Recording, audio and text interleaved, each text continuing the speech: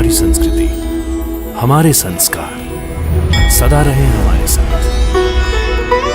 भारत के महान ग्रंथों और काव्यों का संपूर्ण संकलन। सब्सक्राइब करें तिलक। कई तरीके की एलईडी लाइट्स आपके घर और ऑफिस के लिए। GR LED lights, make India bright.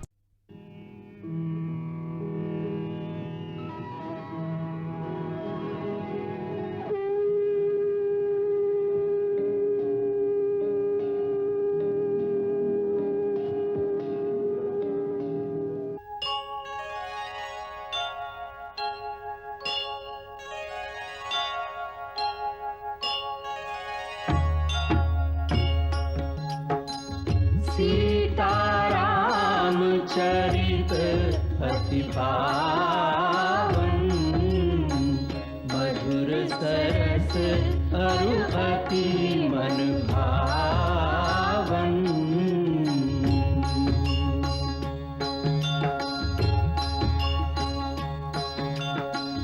पुनि पुनि कितने हो सुने सुनाए,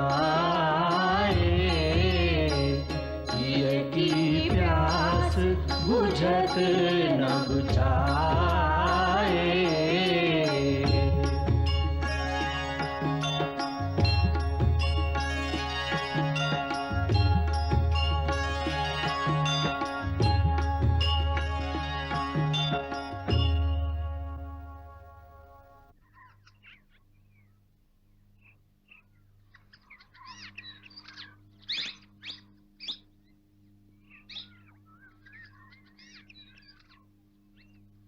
वनदेवी वनदेवी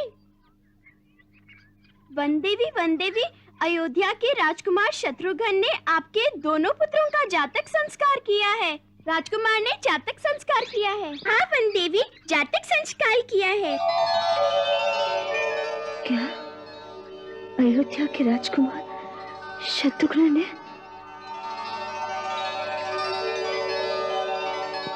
हाँ, राजकुमार शत्रुघ्न ने।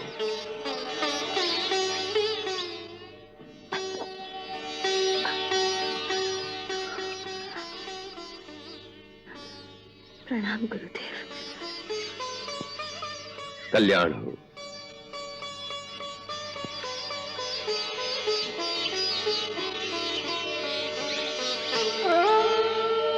पुत्री, तुम्हारे दोनों पुत्रों का नामकरण हमने कर दिया है। इसका नाम है कुश और इस बालक का नाम है लव।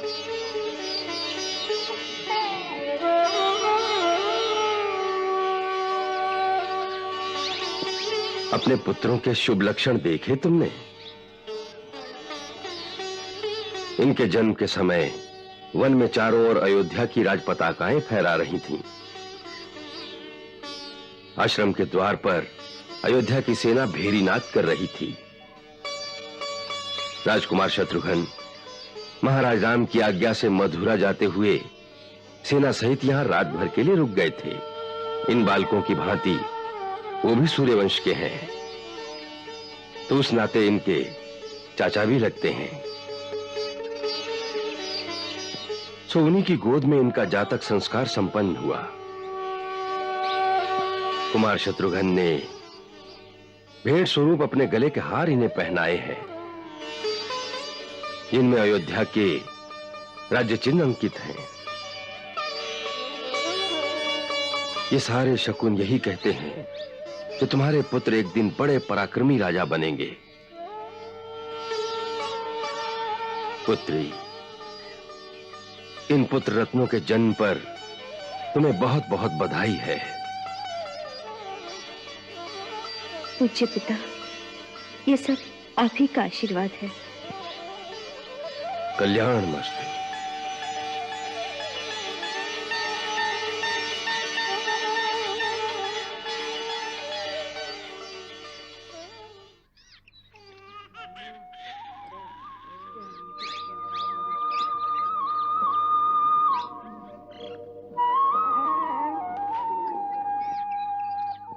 अब कैसी हो पुत्री? ठीक है माँ। देखो मायावती, वन देवी के लिए सौंठ और अजवाइन डाल के काढ़ा बनाकर ले आओ। अच्छा माँ जी। पुत्री, मैं थोड़ा सा घी डालकर तुम्हारे लिए गरम गरम दूध लाती हूँ। चलो दूध गरम करो। और सुनो, बालकों का ध्यान रखना और वन देवी को अकेले नहीं छोड़ना। हाँ? नहीं कोतनी माँ, हम यही रहेंगे, अकेला नहीं छोड़ेंगे बालकों को। हाँ।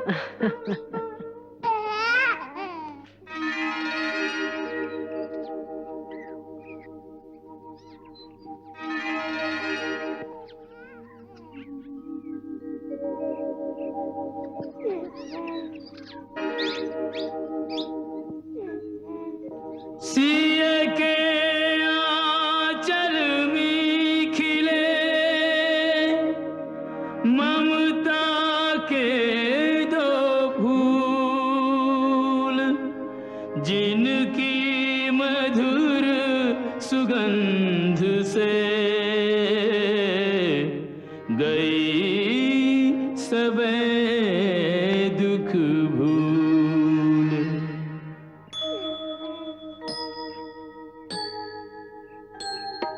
लब कुश जैसे चंदा सूरज, देख सिया फूली ना समावे। बारंबार निहारत है मुख, वर्णन होए न जो सुख पावे। लालन के तन पे रघुवंश के देख के चिन्ह अधिक हर्षावे। नैनन माही सुखाश्रु लिए चिरजीवे लला, यही मात मनावे।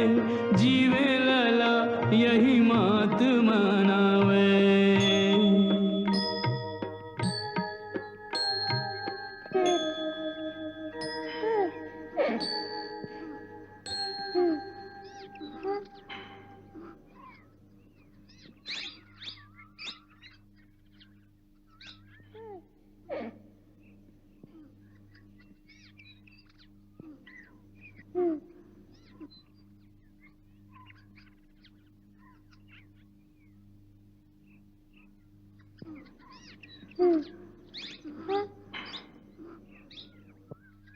अपने पिताश्री को नमस्कार कर।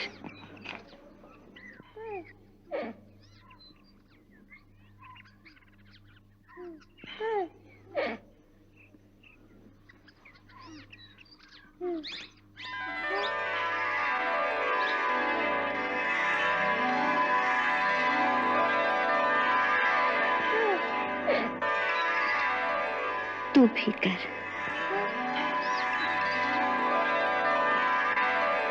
स्वामी, अपने पुत्र का नमन स्वीकार करें।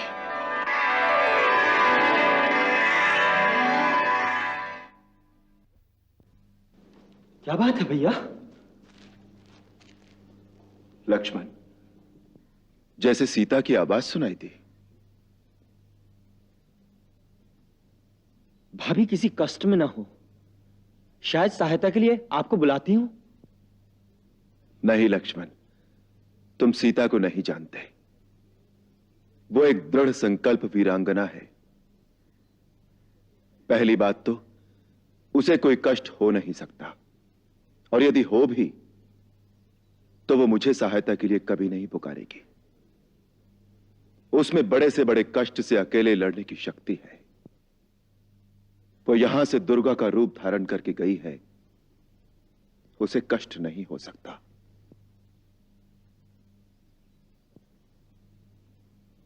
लक्ष्मण, उसके स्वर में उल्लास था, जैसे वो कोई शुभ समाचार सुनाना चाहती हो। शुभ समाचार? शुभ समाचार तो एक ही हो सकता है भैया, अयोध्या के राजकुमार ने जन्म लिया हो।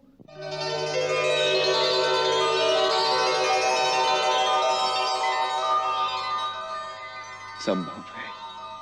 तो भैया कल ब्राह्मणों को दान देना चाहिए। अवश्य।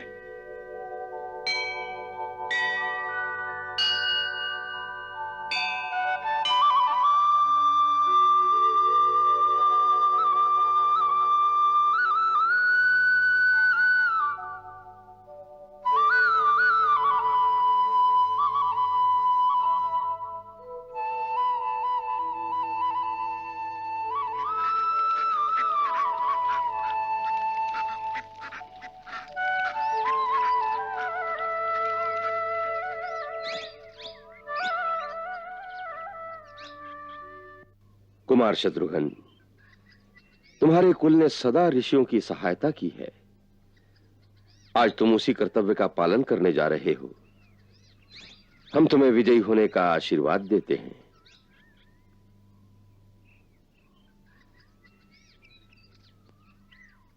तुम्हारी विजय यात्रा सुखद और सफल हो।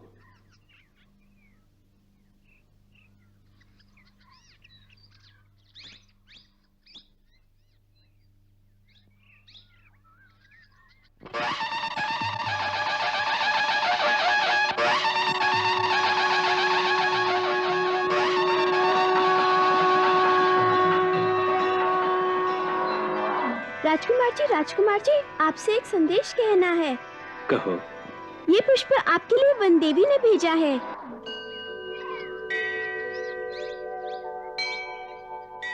वन देवी? वन देवी कौन? वही उन दोनों कुमारों की माता जी।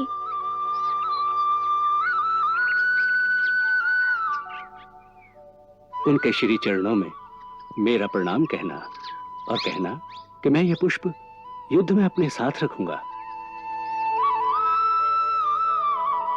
राजकुमार जी, यह एक पुष्प उन दोनों छोटे छोटे कुमारों ने अपने चाचा के चरणों में प्रणाम करने के लिए भेजे हैं।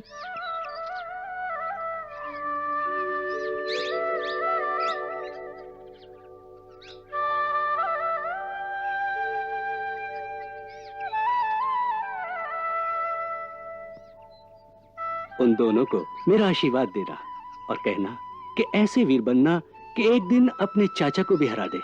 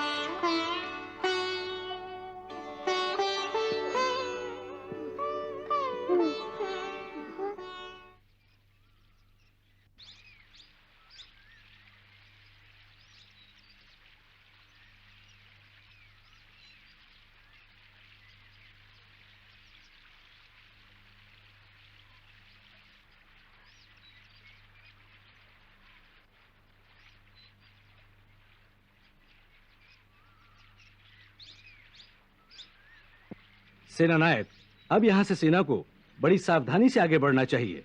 यह आवश्यक है कि लवणासुर को इस बात की सूचना नहीं होनी चाहिए कि अयोध्या की सेना पश्चिम की ओर बढ़ रही है। वो चौकन्ना हो जाएगा, फिर युद्ध रास्ते में ही छिड़ जाएगा, जिससे हमारा उद्देश्य पूरा नहीं होगा। इसलिए सेना को प्रमुख मार्ग छोड़कर वन के भीतरी मार्ग से आगे बढ़ना चाहिए। आप अपने समस्त गुप्तचरों को अलग अलग मार्गों से आगे भेज दें और यदि कहीं कोई ऐसी बात देखें तो उसी समय हमें सूचना देंगे। जो आज्ञा महाराज। कुछ गुप्तचर जो इस वन प्रदेश के जानकार हैं वो सेना के साथ मार्गदर्शन के लिए चलें, जिससे हम सीधे महर्षि च्यवन के आश्रम तक पहुंच जाएं। तब तक हमारा पता लवणासुर को नहीं चलना चाहिए।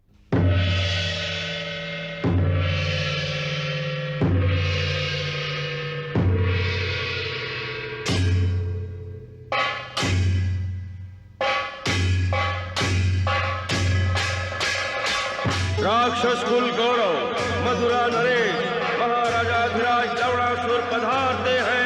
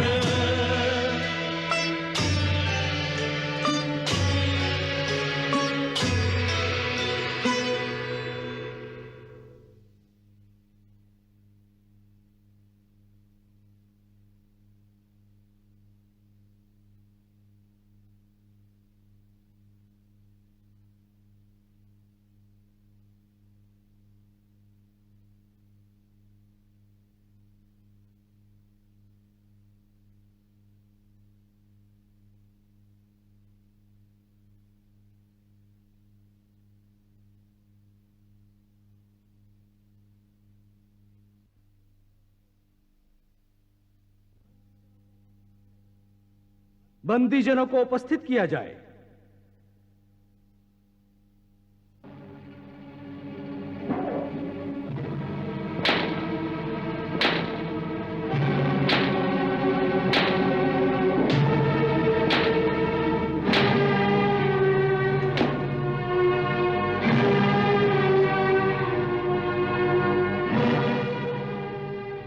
इनका दोष क्या है?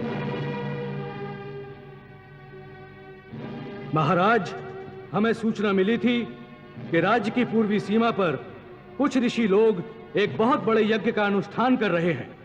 सो हमारे सैनिकों ने वहां जाकर यज्ञ को विध्वंस कर डाला और इन सबको बंदी बनाकर दरबार में ले आए, जिससे आप इन्हें उचित दंड दे सके।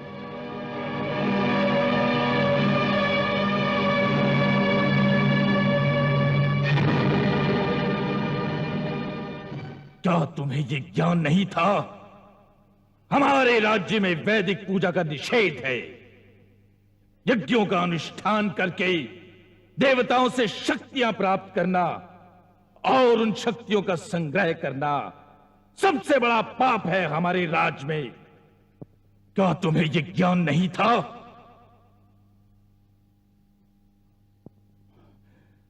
फिर ये पाप करने का साहस कैसे किया तुमने? कैसे? पाप हमने नहीं किया, पाप तुम कर रहे हो राजन, हमारे धर्म के मार्ग में बाधा डालकर। हर प्राणी को अपने अपने धर्म और अपने विश्वास के अनुसार पूजा, साधना और भक्ति का अधिकार है। उसी प्रकार हम अपनी आध्यात्मिक उन्नति के लिए यज्ञ आदि द्वारा साधना करते हैं, जिनसे हम आध्यात्मिक शक्तियां प्राप्त करते हैं और जिनकी सहायता से हम भगवान के दर्शन कर पाते हैं। किस भगवान के दर्शन करना चाहते हो? इस राज के अंदर एक ही भगवान रहता है और वो है लवणासुर।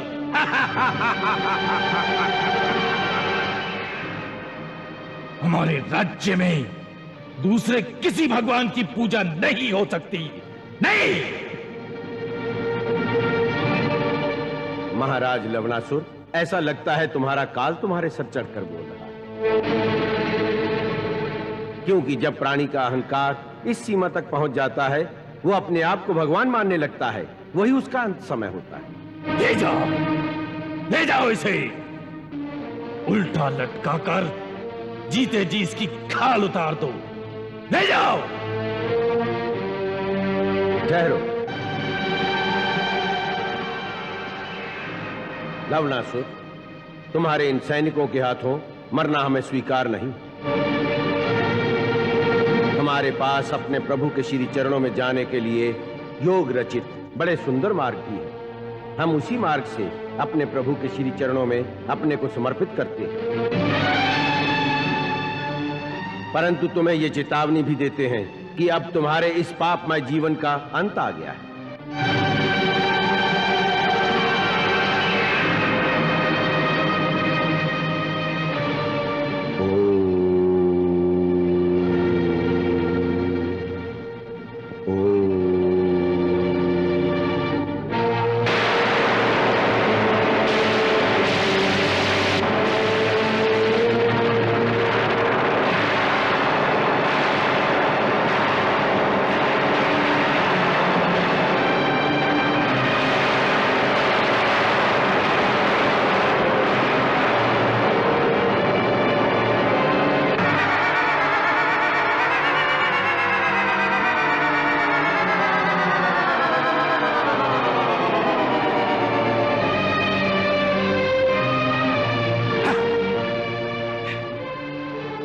ले जाओ इन्हें और सबको कारागार में डाल दो। ले जाओ।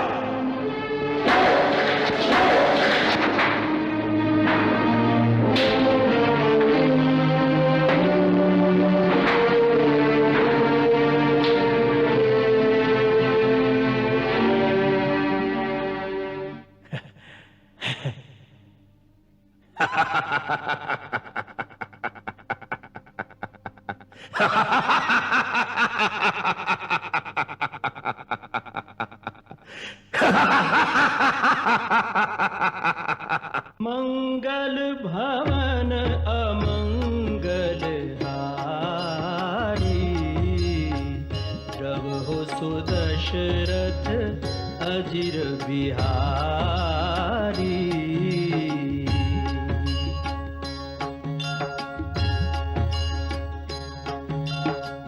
सीताराम चरित अति पावन, मधुर सरस अरु अति मन भावन।